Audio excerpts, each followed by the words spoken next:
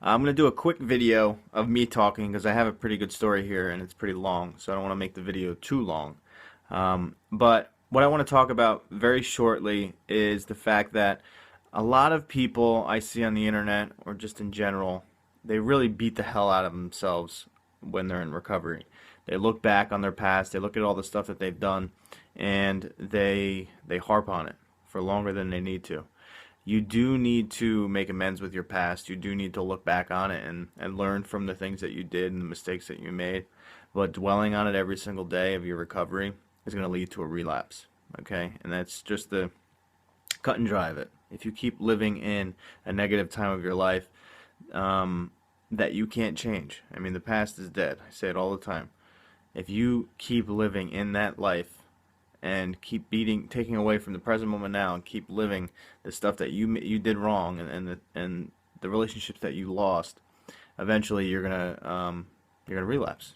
You need to move on. You need to move forward. You need to take what you can from that time and move forward with your recovery to a positive place where you can concentrate on the present moment and move forward and do the right thing right now. Because if you continue to do the right thing in the present moment, everything will take care of itself.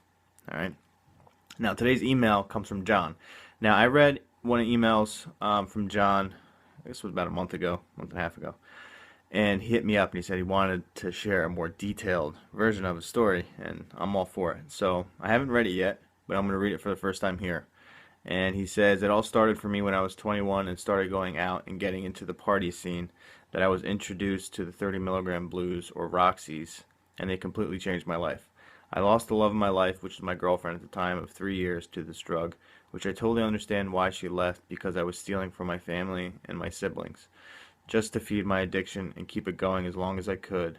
And this all started because a friend who lived across the street from me, across the street from me, was the one who introduced me to these blue pills, because he was getting a prescription of 90 of them a month. My entire life changed. I stopped caring about the way that I looked and how my appearance was towards anyone in general, and it affected my job that I had at the time, which I ended up losing because they didn't want to give me any more hours because of how poor of a worker I was, and how I would leave work early all the time because I would start getting sick and I would need more of these blue pills. But I guess God had a plan for me, and my friend who lived across the street ended up moving to Florida, which left me on my own to feed my addiction. And I lost all my money in my bank account, which was thousands of dollars, and I thought my life was going to amount to nothing, and this was pretty much going to be the end of it. I saw no way out. I live in New Jersey, close to the Edison area, which I'm familiar with because I'm from New Jersey. But I decided to drive all the way down near Hazlet, New Jersey, to my dad's house to get clean, which is all the way sounds a lot more than it really is to a lot of people in the United States. That's about like 45 minutes to an hour. House to get clean, and I failed, and on day 2 I drove right back home and then straight to use again to keep feeding my addiction.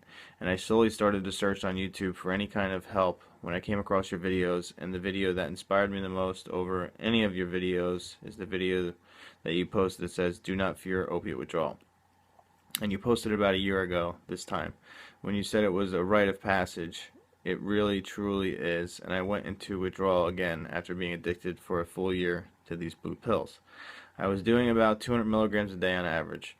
That one video inspired me so much to try and find a way to take my life back, so I figured I was going to do this.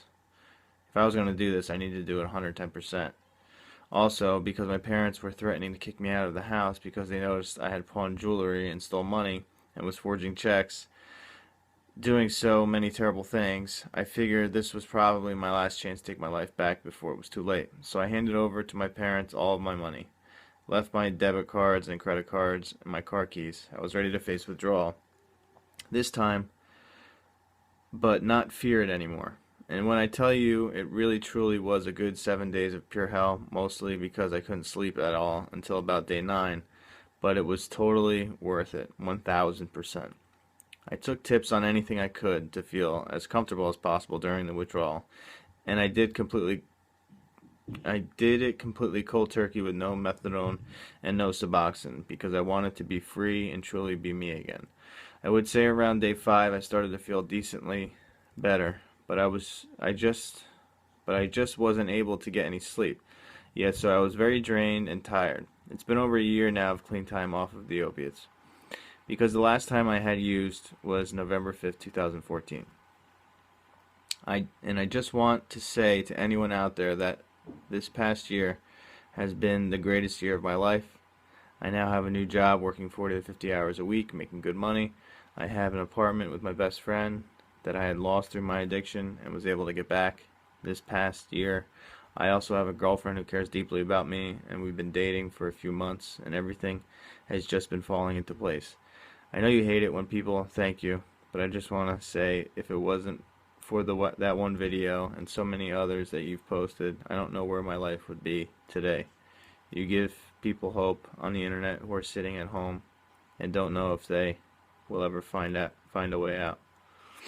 I just want to say to everyone out there who watches Ryan's videos that there is a way out. Yes, you have to go through hell and make it out the other side to find the way out. But when I tell you you need to battle every step of the way, and when you finally make it through, I can tell you it is the greatest feeling you'll ever feel in your life.